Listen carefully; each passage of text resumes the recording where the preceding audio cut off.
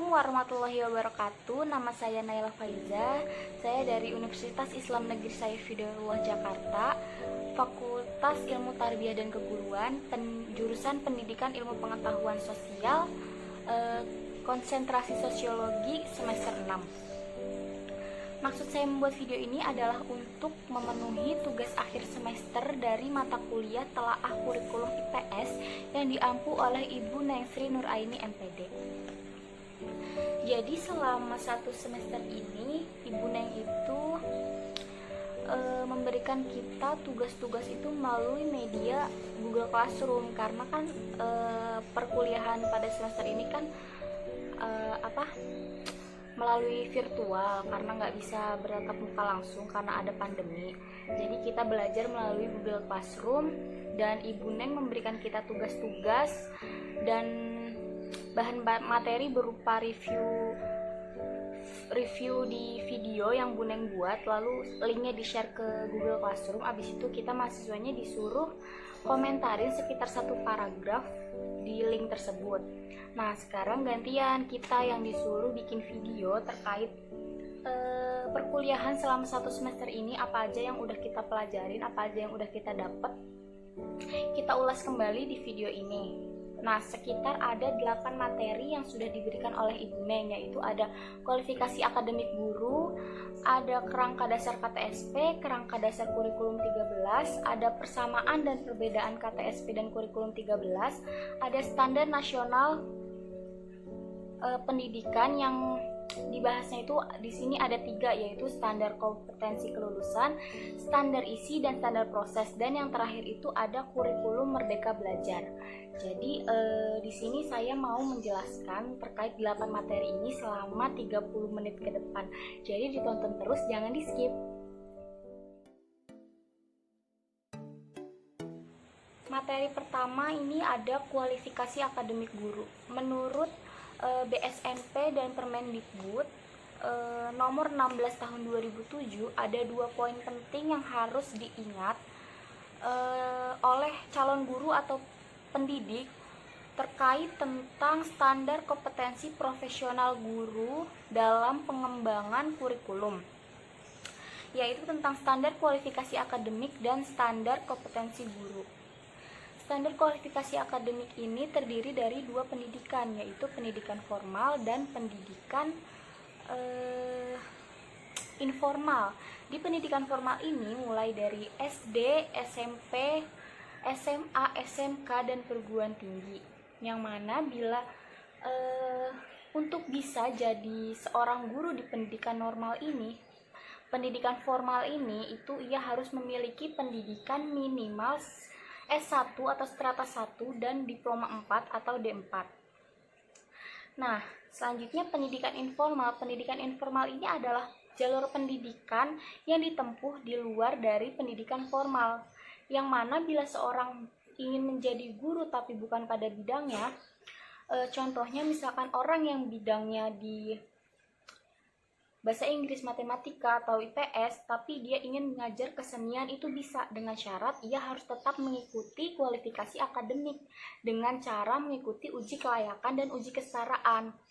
Selanjutnya yang kedua itu ada kompetensi guru. Standar kompetensi guru ini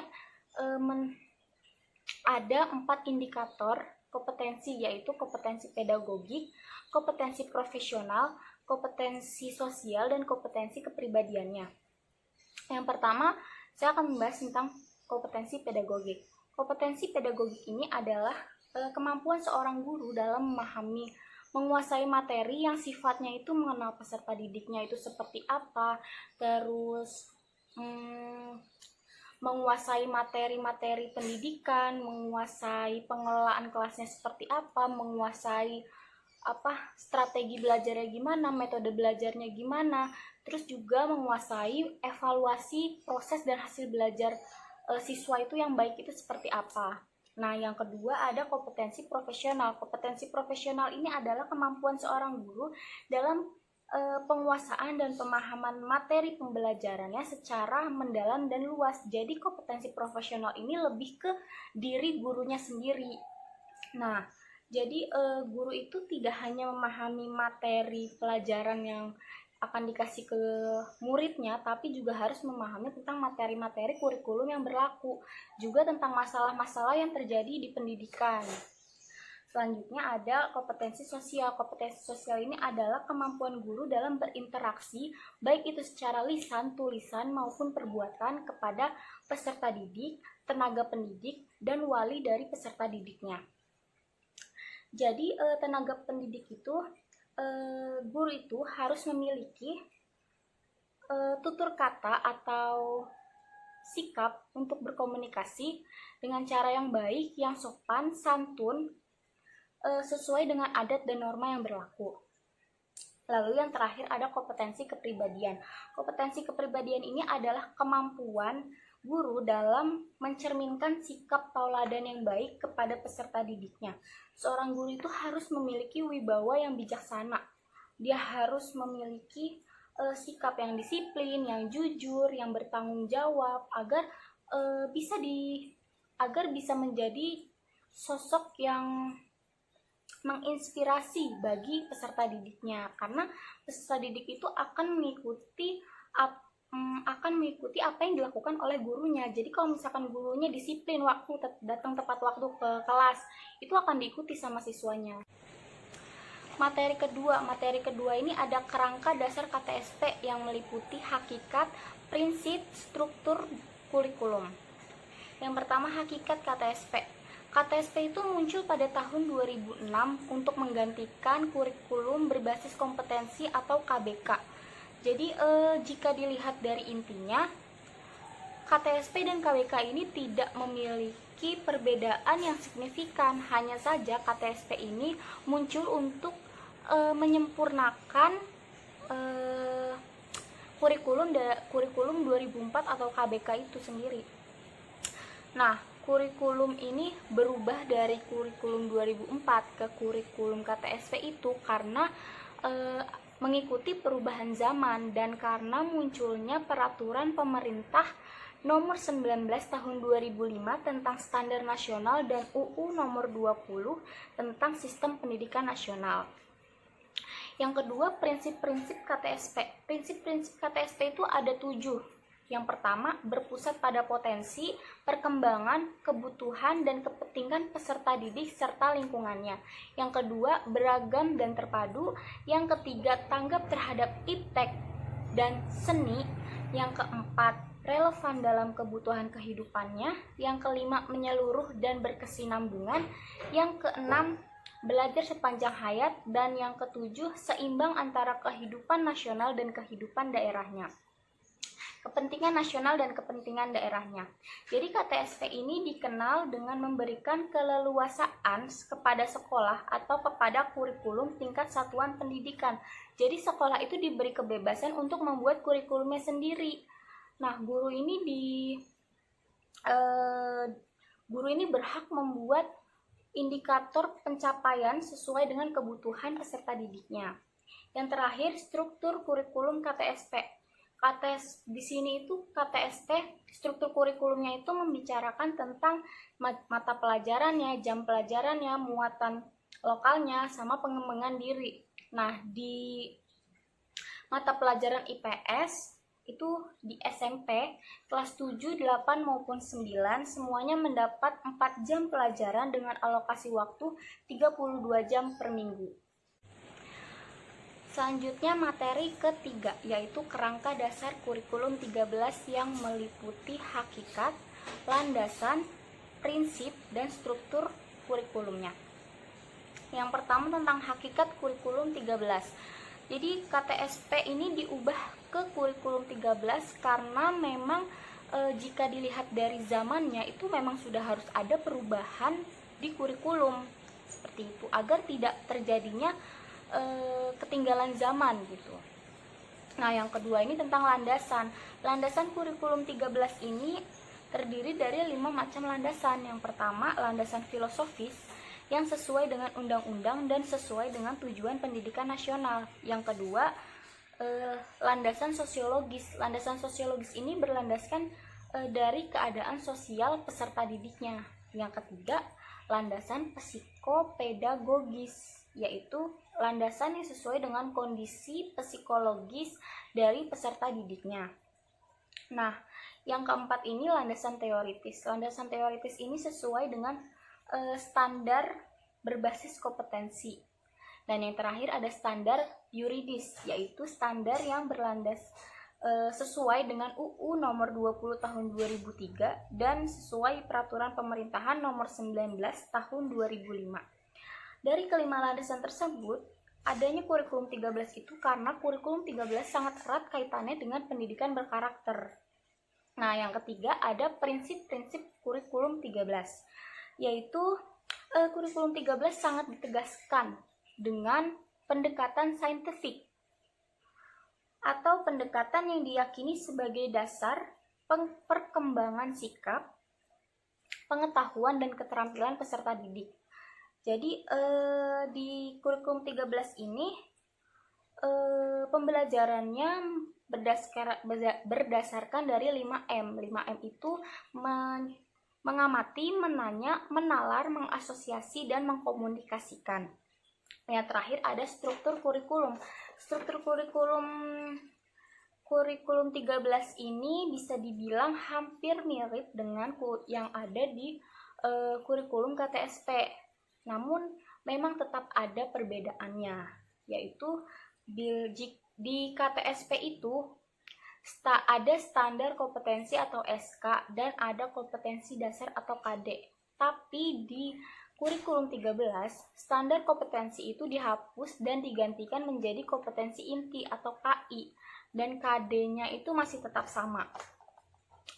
Nah, kompetensi inti di kurikulum 13 itu ada 4, KI 1 yang berarti spiritual, KI 2 tentang sosialnya, KI 3 tentang kognitif peserta didiknya, dan KI 4 itu tentang keterampilan peserta didiknya. Kalau untuk mata pelajaran dan jam pelajaran itu masih sama dengan kurikulum KTSP, namun di K13 ini dikenal dengan integrated curriculum atau kurikulum yang terintegrasi, yang artinya kurikulumnya memiliki tema-tema tertentu. Seperti pada di SD itu ada pelajaran tematik terpadu. Nah, di kurikulum 13 ini mata pelajarannya itu dibagi menjadi 2, yaitu mata pelajaran kelompok A dan mata pelajaran kelompok B. Selanjutnya ada materi yang keempat, yaitu tentang persamaan dan perbedaan dari kurikulum 13 dan kurikulum KTSP. Yang mana berdasarkan video yang Ibu Neng upload di Google Classroom itu beliau menyebutkan bahwa ada 4 persamaan dan ada 12 perbedaan.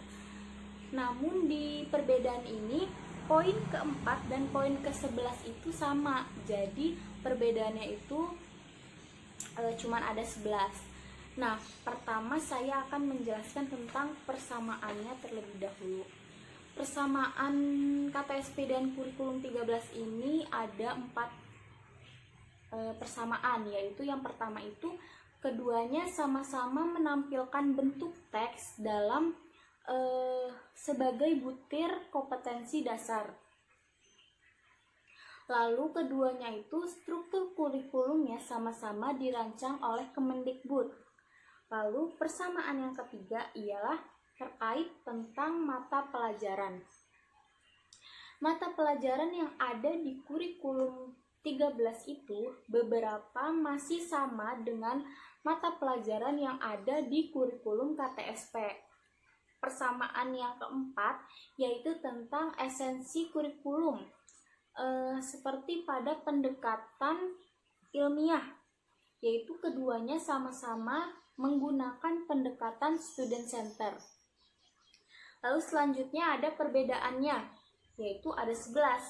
Yang pertama itu pada KTSP standar isi itu ditentukan terlebih dahulu baru menentukan standar kompetensi lulusan.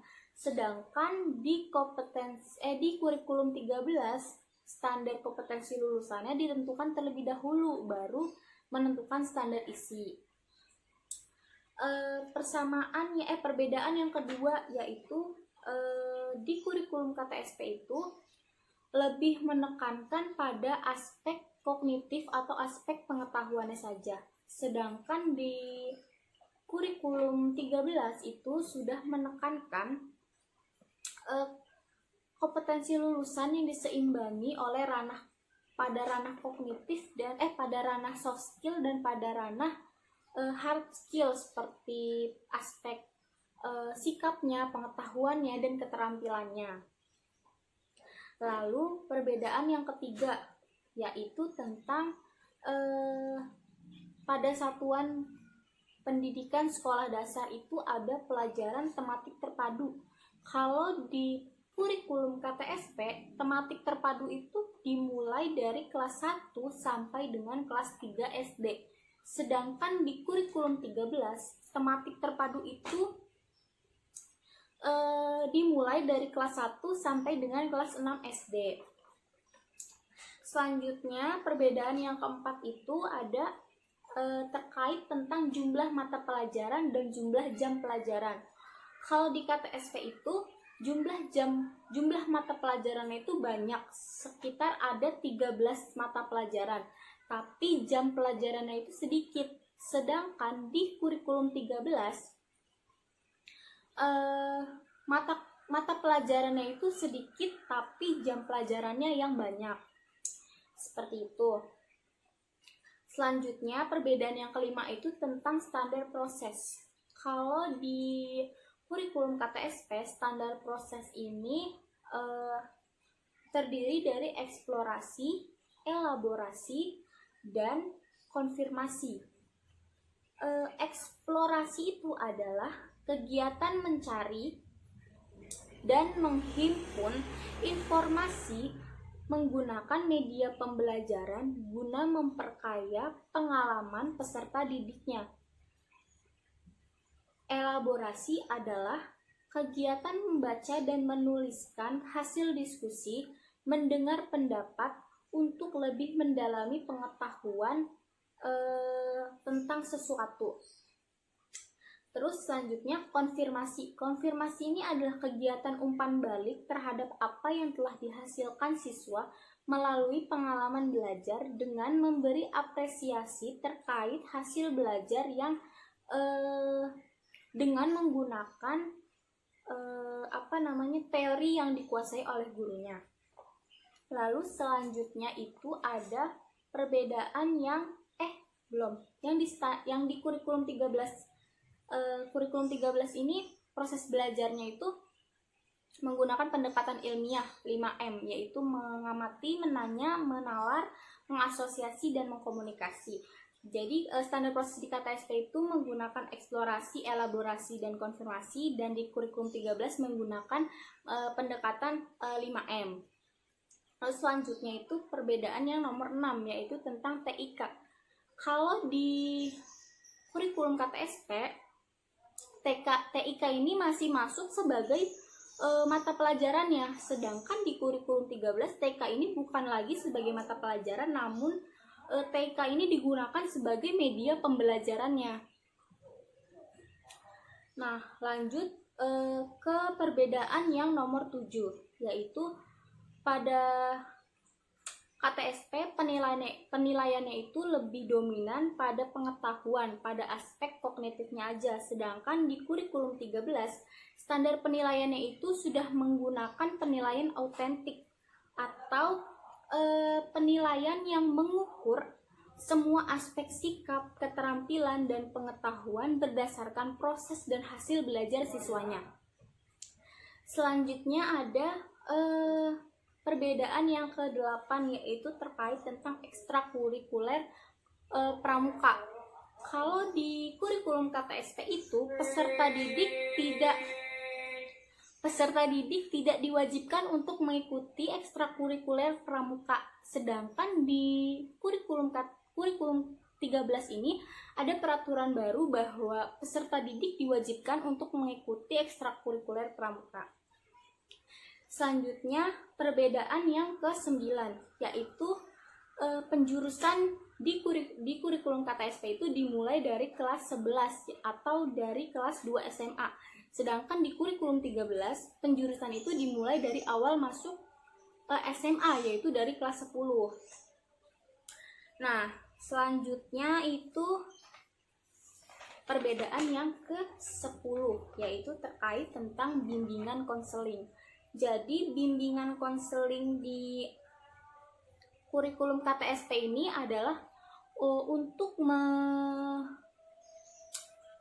menyelesaikan masalah yang dibuat oleh siswa. Sedangkan di kurikulum 13, bimbingan konseling ini bukan hanya untuk menyelesaikan masalah siswa, tapi bimbingan konseling juga sebagai tempat untuk konseling terkait apa yang diinginkan, apa yang ingin peserta didik capai di masa depan. Jadi untuk tempat memberi saran, tempat menumbuhkan potensi peserta didiknya, itu di kurikulum 13. Nah, terakhir perbedaan yang ke-11, yaitu terkait mata pelajaran Pancasila.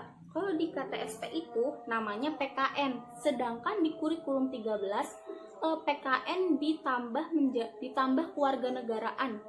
Jadi namanya jadi PPKN kayak gitu. Selanjutnya materi ke-5, ke-6 dan ke-7 tentang standar nasional pendidikan. Standar nasional pendidikan itu ada 8 standar yang sangat penting sebagai acuan untuk meningkatkan mutu pendidikan.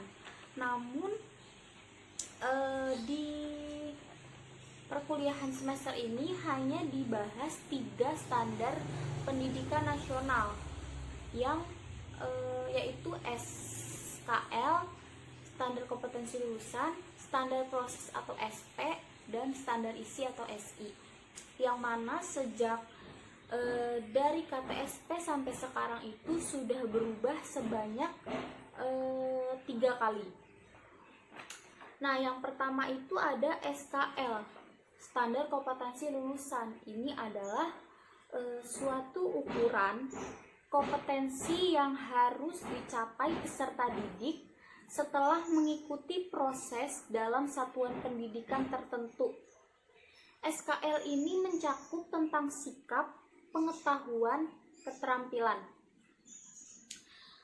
Standar kompetensi lulusan ini juga meliputi tentang standar kompetensi minimal satuan pendidikan, dasar dan menengah, standar kompetensi lulusan minimal kelompok mata pelajaran, dan standar kompetensi lulusan minimal mata pelajaran. SKL ini sudah berganti sebanyak 3 kali. Yang pertama itu menurut Permendiknas nomor 23 tahun 2006, SKL ini hanya memaparkan aspek kognitif saja, yaitu mendeskripsikan, memahami, dan membuat. Lalu yang kedua itu SKL menurut Permendikbud nomor 54 tahun 2013, yaitu SKL lebih dijelaskan secara terperinci yang menekankan bahwa SKL memiliki kriteria yang mencakup 3 aspek, yaitu aspek sikap, pengetahuan, dan keterampilan. Dan perubahan yang ketiga itu menurut Permendikbud nomor 20 tahun 2016, yaitu SKL ini adalah penyempurnaan dari tahun 2013, dari SKL tahun 2013, seperti adanya penjabaran pada aspek kognitifnya. Jadi menjelaskan apa itu faktualnya, fakta-faktanya, terus menjelaskan konseptualnya, menjelaskan proseduralnya, terus menjelaskan metakognitifnya itu seperti apa. Nah, selanjutnya itu standar isi. Standar isi itu diartikan sebagai patokan atau sebagai kriteria minimal dari pembelajaran. Nah, standar isi ini mencakup lingkup materi dan tingkat kompetensi untuk mencapai kompetensi lulusan pada jenjang dan jenis pendidikan tertentu. Standar isi ini meliputi kerangka dasar dan struktur kurikulum, beban belajar, dan kalender pendidikan. Standar isi ini juga sudah berganti sebanyak 3 kali, yaitu yang pertama itu menurut Permendiknas nomor 22 tahun 2006, yaitu struktur kurikulum belum memisahkan antara aspek afektif, aspek kognitif, dan aspek psikomotoriknya. Lalu perubahan yang kedua itu Permendikbud tahun 2013, yaitu di standar isi ini ada kompetensi yang mencakup kompetensi inti, yaitu KI 1 spiritual, KI 2 sosial, KI 3 pengetahuan, dan KI 4 keterampilan. Lalu perbedaan ketiga itu peraturan pemerintah tahun 2016, yaitu penyempurnaan dari tahun 2013, yaitu kompetensi yang diganti menjadi kompetensi inti atau KI. Selanjutnya itu ada terkait tentang standar proses. Standar proses ini adalah kriteria mengenai pelaksanaan pembelajaran pada satuan pendidikan untuk mencapai standar kompetensi lulusan atau SKL. Jadi SP ini meliputi perencanaan pembelajaran atau RPP, terus pelaksanaan pembelajaran atau seperti modelnya seperti apa, strateginya seperti apa, metodenya seperti apa. Itu ada di standar proses. Lalu selanjutnya evaluasi pembelajaran, dan yang terakhir pengawasan proses pembelajaran. Nah, standar proses ini juga sudah berganti sebanyak 3 kali, yaitu yang pertama menurut Permendiknas nomor 41 tahun 2007, yaitu memuat tentang silabus RPP yang meliputi 3 proses, yaitu eksplorasi, elaborasi, dan konfirmasi standar kompetensinya. Lalu yang perubahan kedua yaitu pada peraturan pemerintah nomor 65 tahun 2003, yaitu proses pembelajaran menggunakan 5M: menanya, mengamati, menalar, mengasosiasi, dan mengkomunikasikan. Lalu yang perubahan ketiga itu peraturan pemerintah tahun 2016, itu lebih merincikan setiap sikap, pengetahuan, dan keterampilannya menggunakan kata-kata operasional. Selebihnya hampir sama dengan tahun 2013. Selanjutnya materi terakhir yaitu terkait tentang kurikulum Merdeka Belajar. Merdeka Belajar ini pertama kali dicetuskan oleh Bapak Nadiem Makarim pada saat berpidato di depan para pendidik. Kurikulum Merdeka Belajar ini adalah kurikulum yang mengarah pada tujuan yang ingin dicapai dari proses pembelajaran di sekolah, yang berkaitan dengan hal-hal esensial sehingga menumbuhkan potensi peserta didiknya. Kurikulum Merdeka Belajar ini diharapkan dapat membantu guru dan sekolah untuk menyusun program pembelajaran yang lebih merdeka.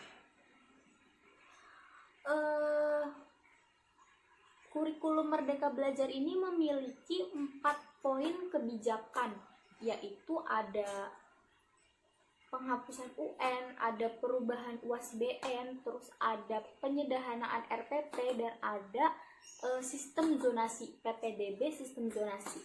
Saya di sini akan menjelaskan satu persatu, yaitu yang pertama dulu tentang UASBN.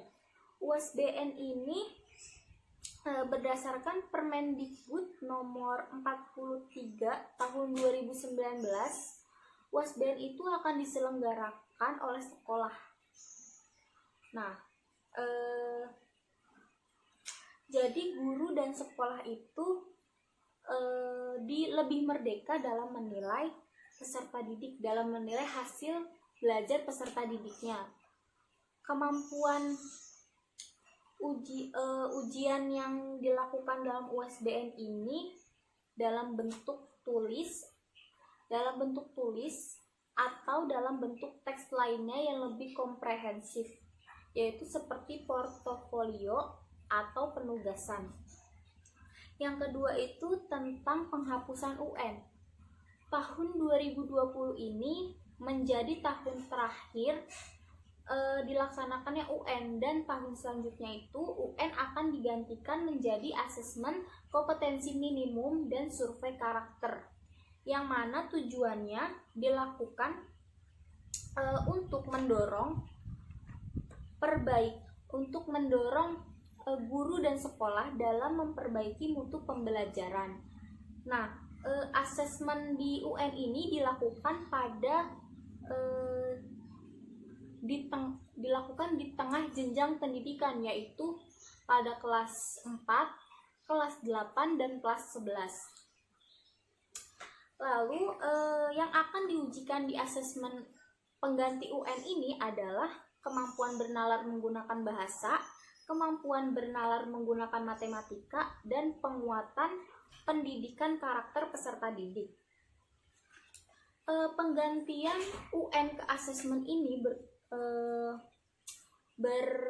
berkaca dari kebijakan yang mengacu pada praktik baik, yaitu pada level internasional seperti PISA dan TIMSS.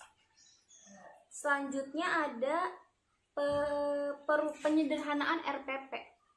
Jadi berdasarkan edaran Permendikbud nomor 14 tahun 2019 tentang penyederhanaan RPP ini dilakukan secara efisien dan efektif serta berorientasi pada siswa.